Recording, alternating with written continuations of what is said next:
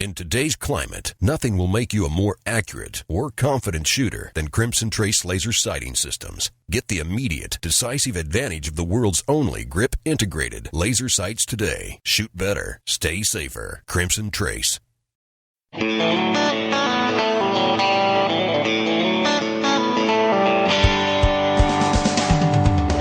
This week on Gun Talk, it's a special after-show edition of Tom Gresham's Gun Talk. Frankly, we're humbled by how many folks have downloaded this part of the show. So we threw together a montage of after-show segments for you to enjoy this weekend. No need to call because we're all still asleep after eating too much turkey. Now, here's Tom and the whole Gun Talk bunch. Enjoy. All right, all you guys have been on hold, don't go anywhere. You're now in the after show. Hey, Tom Gresham here. We're going to have some fun. We got Jim, Michael, Michelle, and whoever else has wandered in and has not been apprehended by the authorities so far. Hi, guys. Hello. Greetings. Hello. So what you're telling me is you're here because they don't know you're here yet. Yeah, they haven't found us. You got to take on this, the Marine in Mexico. We'll get to that in just a wee bit. Tell you what we ought to do, guys, because we've got some people who have been on hold for a little while. Why don't we get to them, and then we'll go from there. How's that? Outstanding. Coolly. All right, let's go for Roger on line 3. He's in Oregon. What is this gun that you have found? Well, I've never been a fan of the 9mm. I always thought it was kind of a wimpy round. Mm-hmm. And I'm a retired police officer, and I've always carried a .45. But I've been getting a lot of heat from my buddies. Like, you don't even own a 9mm? So one day, being the pawn shop junkie that I am, I ran across a handgun I'd never heard of, and that was a Stoeger Cougar 8000. Mm-hmm. And it was in immaculate shape, and the price was right, and so I took a chance and I bought it. And got home and ran some rounds through it and found out it was the only damn handgun I've ever owned that I could hit something that I point at. And better send that in. Yeah, really. Yeah. It's obviously defective. Yeah. And I ended up getting some Russian 9mm. And shooting at 10 yards, I ran a 5-shot group that I could cover with a nickel. And I got so excited over this gun, and believe me, I don't get excited over a lot of things anymore. I'm getting too damn old. I went out and I bought me a 40 in the same gun. Attaboy. Yeah. You're our kind of guy. 40 that I just never liked. It was a Kelcat, it was God help me out here. Taurus 40, and I just never liked it, and so I swapped it off. I'm in love with these Stoegers. They got bobbit levers on them, and they're double action, single action, and I don't know what else to say about it, except it's just great. I cannot find any negative comments online from anybody that has them. They've got great lines. I like the pistols. It is a double action, single action trigger pull, and you're comfortable with that, obviously. Absolutely. Okay. Now, let me ask you this. Why were you down on the 9 for so long? I just, carrying a .45 for so many years and shooting it, and I always thought it was kind of a wimpy round, and it just never appealed to me. Mm-hmm.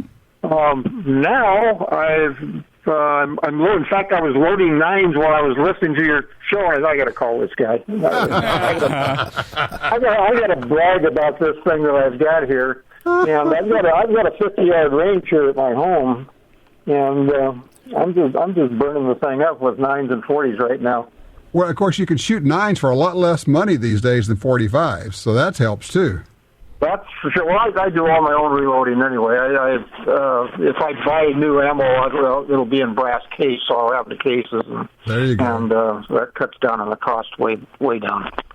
All right. Well, look, so we've got a big, strong vote for the Stoeger Cougar, and I like the way you think. If you find a gun that you like, then buy a second one. And I'm not making fun. I'm serious about this because what always happens to me is I find something I like, and I think, one of these days I'm going to get another one, and then they stop making the darn thing, and I can't go find one.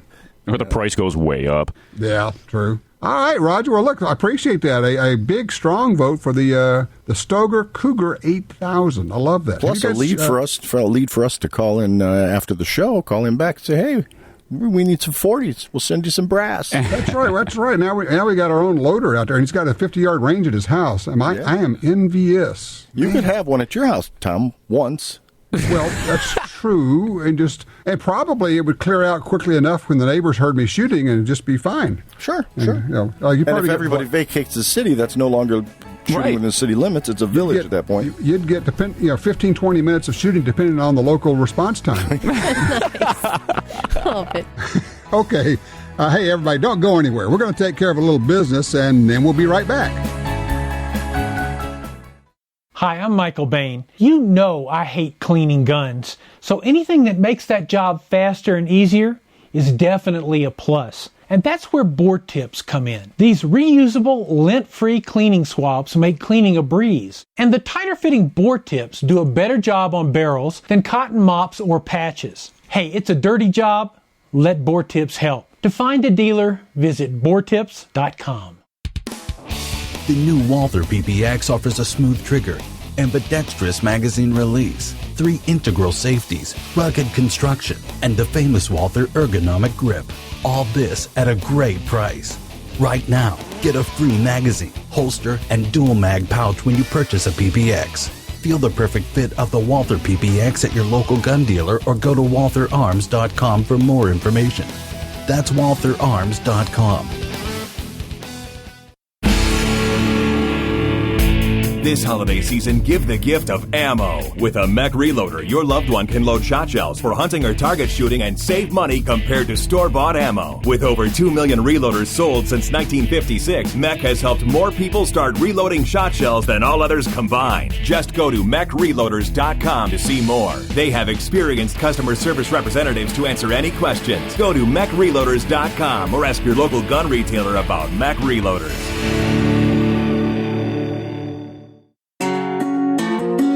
For 36 years, the U.S. Sportsmen's Alliance has been fighting to protect hunting, fishing, and trapping for sportsmen from coast to coast. Today, we are under constant attack from extremist animal rights groups who want to end your ability to hunt in the U.S. Join us to protect our sporting heritage and our way of life outdoors. To join or for more information on how you can help, go to ussportsman.org.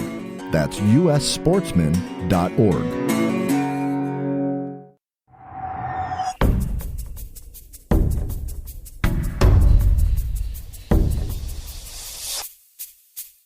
The Smith & Wesson Bodyguards. Carry more comfortably, walk more confidently.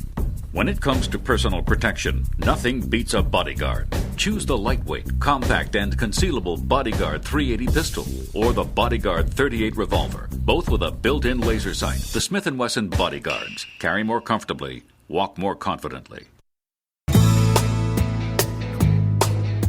Happy Thanksgiving to you and yours from Gun Talk and the Gun Talk After Show. Now, once again, Tom Gresham and the Gun Talk staff with more of our After Show special. Oh, my goodness, folks. The things we're talking about on break, well, some things just aren't worth worrying about. So I was worried about the other day with those raccoons I've got. I'm thinking if this thing attacks me, I'm going to shoot it. Don't you mean the raccoons you had? Oh, no, I think they're still around. There's certain things we don't talk about in public, Jim. That's why they got me in this box of a room. These raccoons died of natural causes, lead poisoning. It happens. High velocity lead poisoning. Well, I got that 22 air rifle from my dad, and it's... Oh, that's right. You were telling me that thing's really working for you. Oh, God, I love it. It's as loud as a regular 22 rifle, though. It goes crack! It's really loud. That's what we do, right? We take the basic concept of an air rifle that's, doesn't kick and it's very quiet, and then what do? We soup them up until they become a 22. Yeah. Reminds me of that old joke, Tom. Which is? I got a 380 for my wife. Oh, that sounds like a pretty good trade. That's a good trade. That's right. That's exactly it. Oh, sorry. Let me get Jim in here on one out of Nebraska. Jim, we're going to switch to politics with you. How you doing, man? Yes, I'm doing fine. Just what you said, switch to politics. There was a debate in North Platte, Nebraska last weekend. Ben Sass is running for the Senate. He is an NRA member and a well-known NRA member in this area. Mm-hmm. They tried to ambush him with the gun show loophole question. Mm-hmm. And I thought he gave a very good answer. He called it a lie. And he called them liars. He said there was no such thing as the gun show loophole, and it really started quite a debate there on the podium. The question was put out by our local TV anchorette.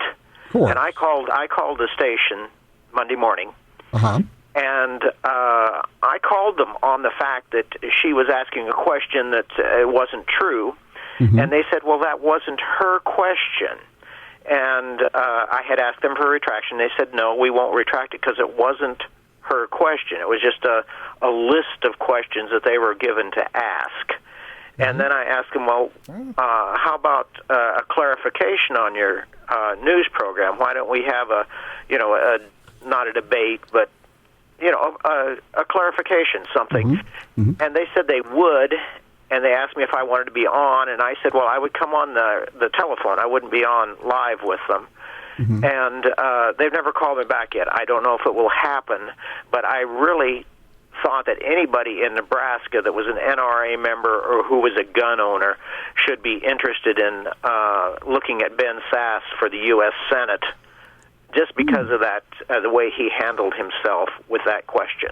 One thing you may want to do, call them back and follow up, because you got to press them on it. They're busy. I mean, it may not be that they're avoiding you, they're busy, but there's a line that I have used a lot that really seems to cut through a lot of the clutter on the whole mythical gun show loophole. And when I say, look, here's the deal. The laws inside a gun show are exactly the same as the law outside a gun show. There's no difference. State, federal, local laws are all the same. Gun shows have absolutely no special dispensation from the laws. All the laws apply at a gun show. And then you say, what are you talking about when you say gun show loophole? And then you make them try to explain when you've just explained that, look, there's no difference in the law inside a gun show, outside. Because, see, that's what people think. That's what the public thinks. When they say gun show loophole, they think, oh, well, you could go to a gun show and the gun laws don't apply in a gun show. I told them that there was no difference between a gun show or if I walked into Cabela's. Okay. I have a Nebraska state gun purchasers permit. I went through the federal firearms. Everything's the same, no matter. Well, see, they were aware of that. We have had words before. I belong to a gun club that runs a gun show, and about 3 years ago, they ran a story that there were guns being sold in the parking lot of our gun show, which was true. We called the police. The gun show called the police. Our club called the police. These were guns that were stolen. And the man was arrested, and we were the ones that turned him in. Again, I called them on that, and that time they did run a retraction. Well, it sounds to me like you're on top of this. You're working with the media, watching them, calling them on it. The one other thing I would throw in as a possibility is kind of part of your outreach. Certainly you want to follow up on this current thing, but also when you're having your gun show, go get with a reporter who you can trust, which is maybe the search that is a little bit more difficult, but bring that person in and say, let's do a piece on the laws that actually apply in a gun show and what's involved and who's selling. And that way, rather than always reacting, orchestrate the story the way you want it to go. That's a good idea. I do have someone I could call. I mean, I'm not friends with him or anything, but I know him. I've spoken to him before. Yeah. And just say, hey, everybody, and what you do is just say, look, you want a story that turns everything upside down? Because I always like that. And it's kind of this is one of those, this will surprise you stories. And he said, coming up, a gun show, and the laws there may surprise you. And then they walk in and go, well, yeah, people do background checks at gun shows, and the laws are exactly the same inside as outside. And I just think there's an opportunity for you here to take the initiative and go with it. A gentleman on the show that called in about using a 4570 lever gun for brown bear, for bear. Right. And you used to be the editor for the Hand Loader, didn't you? Yes, I did. There was a great article, it's been 3 or 4 years ago, on 4570 for big game. They were using it in Africa, on Cape Buffalo, and other big game. And it had, like you mentioned, it had 3 different levels of pressure. Exactly. They had a light load, they had a medium load, and they had something that was 45, and I'm not really sure because it's been a while since I read it, but I believe it was 45,000 PSI. that could be used out of a Marlin lever gun. And I thought, the man who asked that question, he might still be on, and that's true. That's a real good source. Okay, yeah. Find the article in the Handloader magazine. It's called Handloader magazine. It's from Wolf Publishing. Yeah, that's a long time ago. I was the editor of that magazine and Rifle magazine. They're almost technical journals, which is great. If you're into gun geekness the way we are, they're pretty cool. And one of the big changes, and Jim, thank you for the call. One of the big changes is those magazines are now available on newsstands. When I was the editor, we never had them available on the newsstands. It was kind of one of those cult things you had to know about them. But now you can, if you shop around, you can find them. What do you guys think about Jim's outreach challenging the media on their reporting? I think it's wonderful. It's what more people need to do. He had said, while I was talking with him on the phone, he is not a member of your Truth Squad, but it sure sounds to me like he's a foreman of the Truth Squad. You're going out there and demanding that action, and that's what we need to do. We need to disprove their philosophies whenever possible with, hard knowledge. Well, here's the other thing, too. I mean, a lot of people rely on network news and so forth, but it's these small markets that put out local stories like that when stories that are mismarked or inappropriate or not true are run and don't get retractions, people tend to believe them. And like you say all the time, that's public opinion, and that's going to shape legislation in the future. You wouldn't know that there was no such thing as a gun show loophole unless you went to a gun show and purchased a firearm. Right. So they don't, the public doesn't know, and so they believe that what they're told is the truth, unfortunately, like so many other stories. Hey, can we get to Sandra and break format a little bit and get to Sandra so we don't lose her? Yeah, let's do that. Okay, because Sandra's been waiting a while. Let's do that. Line 4, Sandra's in Wasilla, Alaska. Hey, Sandra, thank you for your patience. Yeah, I have just enjoyed listening, and I have a really good question. Okay. My son Marshall's going to be 18 years old this December 22nd, and he has learned gun safety, and he shot 12 gauges and 7 mils, and he's shot in 700 ultra mags, and yada yada yada. But I wanted to think about what kind of rifle I could get him for his 18th birthday, because he hasn't actually owned one, but he's had the privilege of shooting. I love the idea that you're wanting to get him a rifle for his 18th birthday, and the fact he's been shooting. I take it he's been hunting. He probably has his hunter safety certificate and all of that, right? Yes, he gets to have an opportunity hunting. He's just been around and gotten to shoot, but he hasn't, actually had his own gun, and I'm a single mom, so he gets a little bit of influence from everybody, and and I I'd just like to have an opportunity to ask you what would be what would you recommend for a son? Here's what I'm going to recommend, because he is into guns. He's going to have an idea of what he wants. We're not going to be able to guess what that is. And I may recommend something and you go buy it and it's perfectly fine, but it's not what he had his heart set on. What I'm going to recommend is you say, get him a card made up, and on it you say, this is your new hunting rifle. Now we're going to go get it, and have him go with you and have him select the rifle, because he will know what brand he wants, whether he wants a wood stock or a synthetic stock, what caliber he wants. Make him part of the process. I really think that way you're going to guarantee he gets what he wants. Good idea. Let's go window shopping.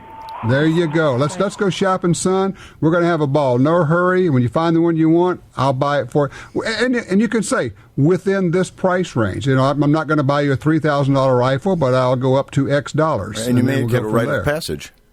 That's just a cool idea, yeah. Sandra. I love the fact you're doing this. Let me do this, Sandra. Let me let you talk to our resident mother woman, if you will, Michelle. Help her out here, because you've been through this, and you've been on the other side of watching people come in and buy guns too. That's exactly right, and your advice is the best thing that we could say. Men try to buy guns all the time for their wives, etc. Wives for their husbands, and truly, the best thing to do is to let them pick out what it is they want. Set the guidelines with money. And really let them decide, what are you going to do with it, what it's going to be used for the most, and pick that firearm. I know he likes to go hunting, and You know, he's way beyond a 22, and 22s are fun for some things, but not, he's a dip netter, so we're just going to check with a dip net. Let's go hunting. Yeah, and Wasilla area, you got everything from moose and bear and all sorts of stuff. A lot of fun things to hunt. Oh, the other thing I was going to mention, Santa, before I forget, remember when you're setting your price range, he's going to want to put a scope on here. So it's a rifle and a scope. So, and a good scope can cost anywhere from $200 up. So just kind of factor that into you. Did you have a dollar amount you were thinking about allocating for this? Under $1,500 altogether. Score. That's easy. Yeah, he's got great opportunity for firearms there. Heck yeah. Sandra, would you be interested in adopting me? I was just going to ask her that. We got Cabela's here now, and we have Sportsman, and there's all kinds of places that we can go now, and there's always the gun shows, like they said. Yep. They can the gun show. Guys like that. Well, He'll be 18 and... Go ahead, Michelle. Well, thank you very much for the advice. I think we're going to go do some window shopping, and we'll see what he likes. Perfect. Take the guessing right out of it. All right. Yeah. The only thing I was going to add to that was to give her and her son the opportunity to handle many firearms, not just, necessarily look through catalogs. She had mentioned she was going to go to the storefront. So that's the best thing. Get them in your hands, know what they feel like, mess with them a little bit, and you can't just shop make model on stuff like that, because if it doesn't fit you, you're not going to shoot it. And she said $1,500 budget. I'm thinking, heck, I can get her a $1,300 gun for $1,500. Oh my gosh.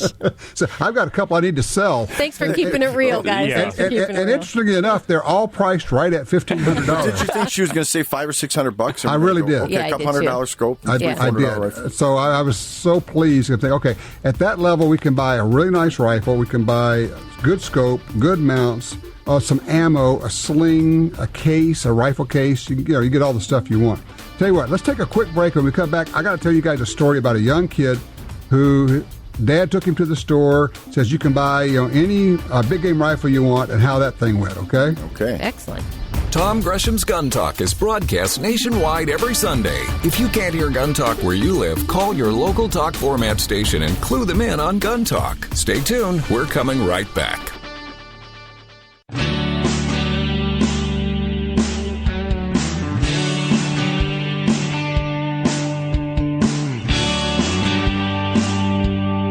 It's a weekend of thanks and time to be with family and friends and listen to the Gun Talk Thanksgiving After Show Special. All right, we're back here. I was saying I had this story. I hunted with a guy in Texas some years ago, and he's hunting with, he's the guide, all right? Kind of a young guy. Well, at this point, they're all young to me. But they're all kids. Yeah, that's right. They're all kids. He's got this 8mm Remington Magnum. I'm going, wow. You just don't see that very often. My dad had one, hunted elk with it, but that was a cartridge that kind of came and went. It didn't do much. Yeah, you see sevens all the time. Yeah. All right. So tell me the story. How did you end up with an 8mm Remington Magnum? He says, well, I forget how old he was. He was 16, 17, 18. And my dad said, okay, I'm going to buy you a rifle.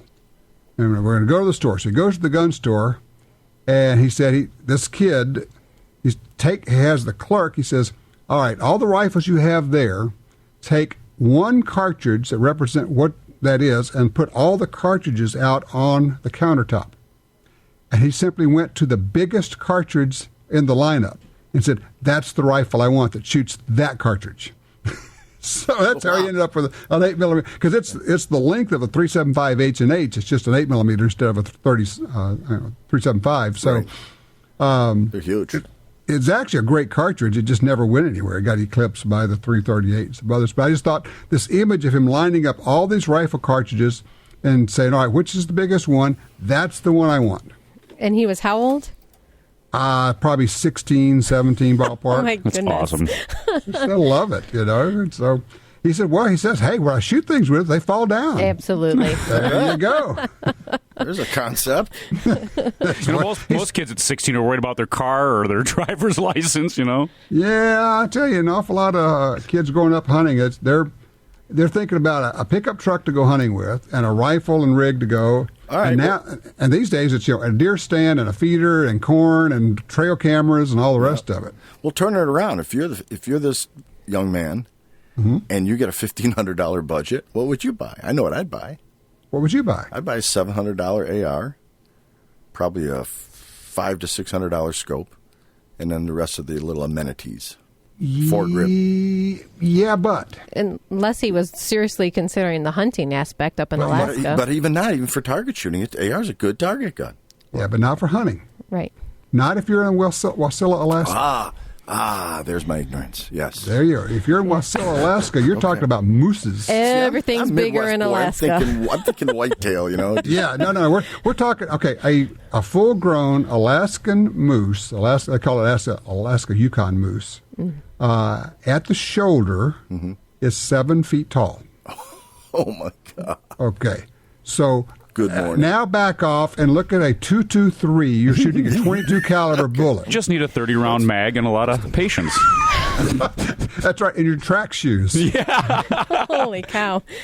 Yeah. Actually, moose are not really hard to kill. We were actually talking about the 4570 earlier. Yeah. I shot a real nice Alaska moose with a 450 Marlin, which is nothing more than a 4570 cartridge with a belt. Lever action, just like we're talking about. And it's just amazing. If you shoot them with a nice big bullet, you shoot them in the right place, they fall down. Was there one shotter? Now you put him on the spot. It was it was 2 shots, 1 hit, which is interesting because the first shot, well, I'll back up. Did you use the Gresham rule of hair? I did. I didn't hit him, but I didn't miss him. He caught it? Threw it back. Try a real round next time. Yeah. So I'm hunting with these young hunting guys. They're used to these guys who have these 300 magnums and all. So we see this bull moose coming from like 600 yards away, and he's coming closer, and you can see these huge antlers coming through the trees. It's really something. And we slip down the hill, and we get to position, and he's about 300 yards. He says, "Can you shoot him from here?" I'm looking at the short little lever action, throwing these big round pumpkin ball bullets out. No, he needs to be a lot closer. So he gets in 200 yards. Can you shoot from here? No, he needs to be closer. Okay. So he's at about 135 yards, and I get all lined up on him, and there's a cow moose, and he's in rut. He's running around. He's all about her. And I fire this shot, and he doesn't fall down. And it's like a bang, and you go 1001, 1002. And then about 40 feet in front of me, this 2-inch diameter tree falls down. Oh, gosh. I have shot it completely in half. Never saw it in the scope. But at this point, the cow moose takes off running, but the bull moose, being a guy and stupid and in rut, he's like looking around going, well, where'd she go? Yeah. You see that on the clubs, too. Yeah, it's the same thing. So, racked another round in and popped him, and then he falls down and we're good to go. So, yeah, a 4570 works there. But back to your original question, if you're going to hunt moose, really anything from 270 up, probably a 30-06 would be a really good starting point. That's a cool round anyway. 30-06 is a good round overall. It does a lot. It's an international the 30-06 is actually, it's like Jeopardy. The answer is 30. What is the 30-06? Yeah, right. The question is, what rifle caliber will do everything? Right. The if you could only have one caliber, yeah. That's right. What is the 30-06? There you go. All right, Jim, I got to ask you. You mentioned earlier you want to talk about is it Tamarisi? Tamarisi, yeah. Andrew, Sergeant, Marine Sergeant Reservist. Tamarisi he's being held in Mexico, and our government is not unable. I am convinced they're not unable. They're unwilling to get him out. He drove in there by mistake. Clearly, we hear that on the 911 call that he made. And he's trying to get out of there, but he can't. Took the wrong turn or whatever, and he's got guns in the car. And he's been in a Mexican jail for what, a year or something now? I believe it's a long time. 6 months, 9 months, I think. Okay. But yeah, a day is too long. The question was, why wasn't Obama doing anything about it? And to what benefit? And I suggested that, possibly 2-3 days before this upcoming election, he's going to be a hero to try to stoke up the Dem side, etc. And more I started to think, as a matter of fact, I had to walk out of the control room for a little bit to stew on it because I was starting to get angry about it. Here's what I think potentially could be going on. It's the proverbial you don't bite the hand that feeds you. The Bloombergs and everybody else that contributes to him financially. Yeah. If he is so anti-gun that he obviously is and admits he is, it would be totally contradictory for him to do something that would exonerate somebody in a gun offense, because legally it is a gun offense in Mexico, regardless if it's stupid or not, kind of like Shanine. Whether it's legit or not, it is a law that was broken. And it's all interpretation. They could have turned him around. We all know the could-haves. For him to come to this sergeant's aid would be, in essence, making a statement that gun laws are, they're workaroundable, they're not that important. He broke a gun law, he should have to do his time kind of mindset. Well, some warped way to try to make it a It's the Shanine Allen mindset of, yes, no one got hurt, and yes, you didn't intend to do this, and yes, you weren't trying to commit a crime, but technically you did, so, hey, you got to pay. Right, so there's no difference between this guy and somebody going across the border the other direction carrying C4? I mean, well, I think, a lot of difference. Well, you know what I'm saying? I mean, that's how absurd it is. I mean, there is a huge difference, but they're going to treat them all the same? To your point, though, I think you may be right that Obama, of course, and he has promised the gun banners that he would help them out at every turn now. He said, after the election, I'll be able to help you out here. Mm-hmm. And so this is something he can actually help them by doing nothing. He doesn't actually have to take any action. Right. He's shoring up their belief that guns are evil. Not very course, patriotic. The only news outlet that's really doing anything about this is Fox. They are kind of keeping the story alive. Everybody else is just ignoring it. Yeah, well, there's a lot of online activity, actually. There's a lot of people asking. And they did have a petition, the White House website thing. You can go through the .gov website, and they got well over the 70,000 people you need to do it. I believe that's the number. So, I mean, it is something that if nothing else, it's a thorn in their side, but it's a human being's life we're talking about. It's not an inconvenience. I guess we'll see how it all plays out. Now, hang on a second. If you're looking for a safe and trusted way to sell your firearms, look no further than Dury's Gun Shop. I trusted them to sell my dad's collection. They built their business for over 50 years on honesty and customer service. Dury's Guns will buy any size collection or estate, none too big or too small. Selling your firearms to Dury's Guns is easy. Go with the pros. I trust Dury's Guns. DurysGuns.com. Introducing your new best friend in home defense, Guard Dog from Federal Premium Ammunition. With low recoil and reliable feeding, Guard Dog is all the protection you need. Guard Dog features a patented full metal jacket construction with an expanding polymer which minimizes overpenetration through interior walls. This dog's got bark and bite. Protect your home and family with Guard Dog Home Defense from Federal Premium Ammunition. The .45 Auto, also known as the 1911, is the standard other defensive pistols are measured against. No matter what pistol you carry, techniques developed around the 1911 are vital. You know you need training. And you know your concealed carry class definitely was not training. Now Gun Talk presents an exciting DVD, Fighting with the 1911 with Tiger McKee. Tiger's unique training style will have you drawing, moving, shooting, and running your gun better, no matter what style pistol you prefer. At ShopGunTalk.com, you can order our DVDs of Tiger's instruction. ShopGunTalk.com also has a 2-DVD set, including Concealed Carry 1. Get both for the information you know you need. This really is life and death. ShopGunTalk.com has DVDs, books, and other essential gear. ShopGunTalk.com. That's ShopGunTalk.com. Are you looking for a place to shoot? The National Shooting Sports Foundation has a great website called wheretoshoot.org. It's the largest database of shooting ranges on the internet. It's also a great resource for shooters where you can find video tips, printable targets, and a lot more. Find it online at wheretoshoot.org. And while you're there, download their free iPhone app. That's wheretoshoot.org. The Ruger LC380 is the perfect pairing of the award-winning LC9 pistol and the popular 380 auto cartridge. The LC380 is the same size as the LC9, yet offers reduced recoil, making it Ruger's lightest recoiling personal protection pistol yet. It features a dovetailed high-visibility 3-dot sight system, 7-round magazine and finger grip extension floor plate, manual safety, and loaded chamber indicator. The Ruger LC380, another rugged, reliable firearm from Ruger.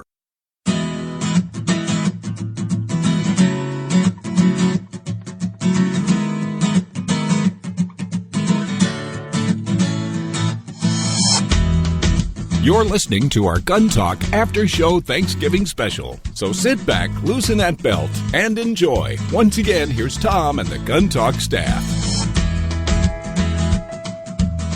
Welcome back to the Gun Talk After Show. Michael, you mentioned something about a new holster you were trying out. What's up with that? Well, I went and I was taking a fighting handgun class yesterday, and I carry a number of different holsters. Is that where you fight handguns? What's the deal? Yeah, they're tough. They shoot back.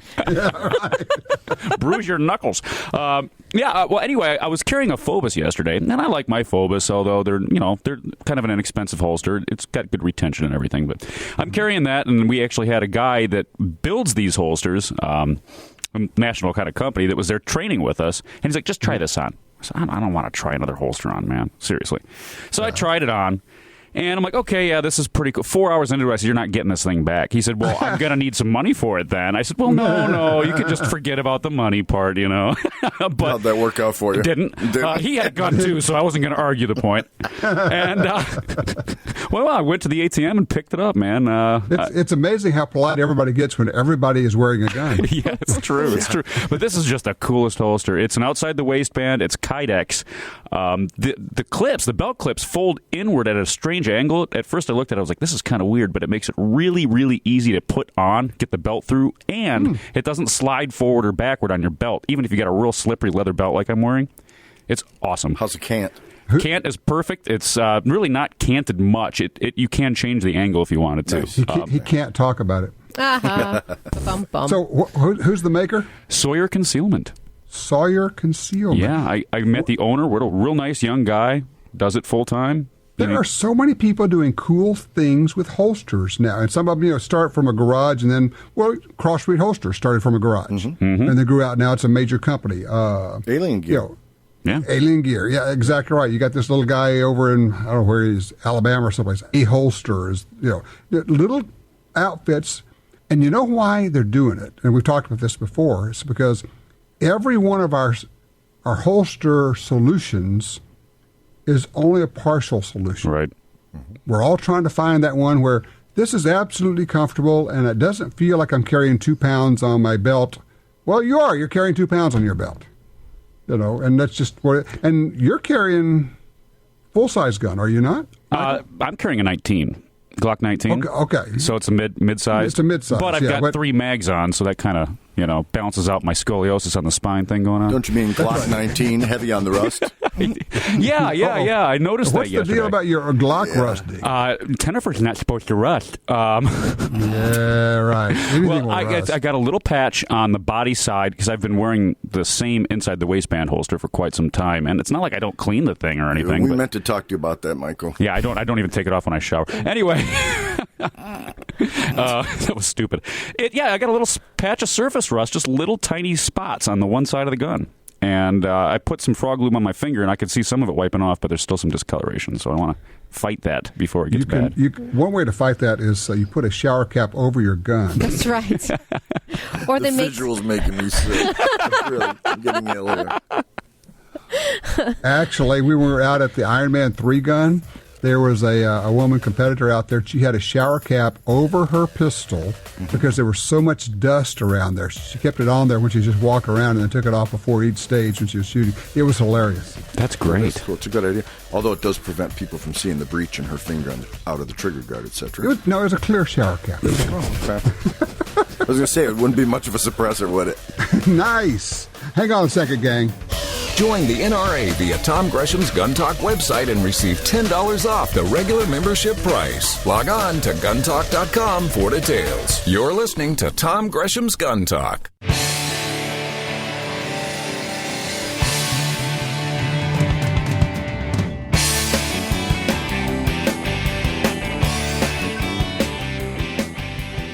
Welcome back.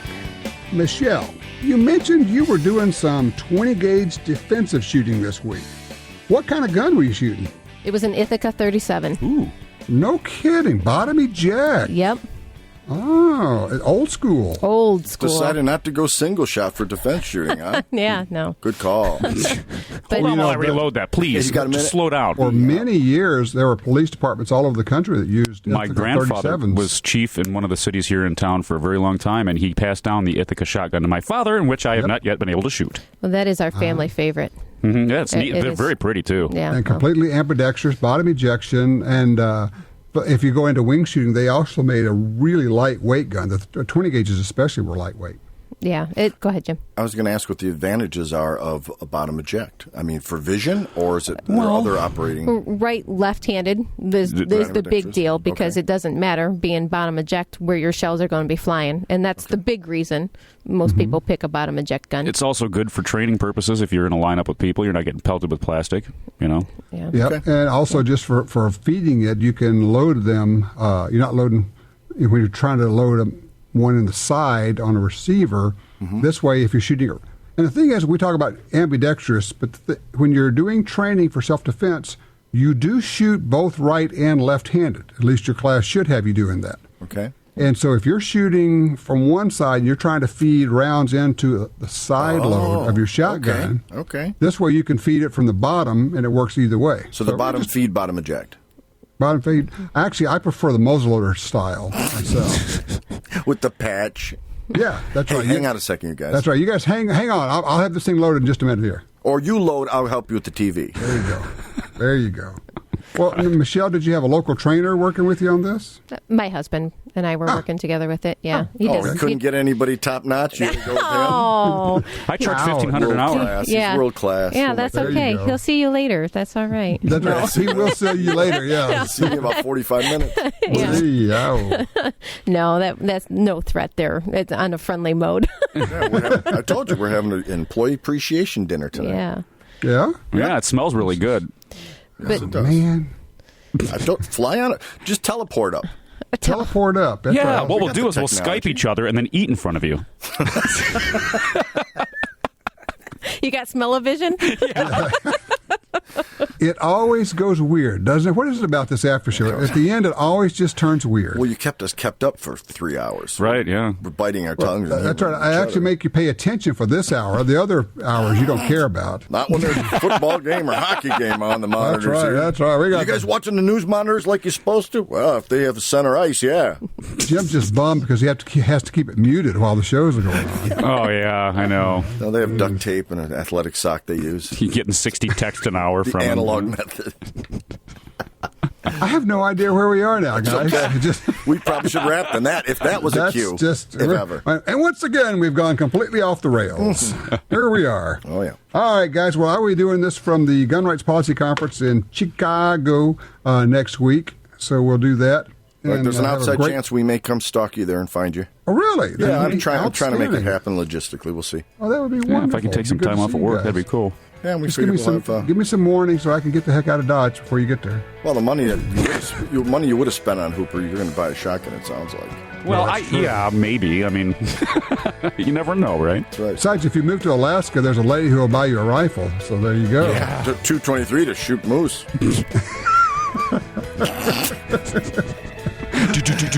Stop moving, moose. That's right. The moose is going, what is that? Oh, hey, real quick before you go, Tom, because I have to know. Yes. What about a 308 AR? Absolutely. That would work fabulously. Oh, some saving grace. You got That's right. So you got out of it. All right. Man. Let's eat. All right. You guys have a good time. We'll do it next week. See you later. Bye.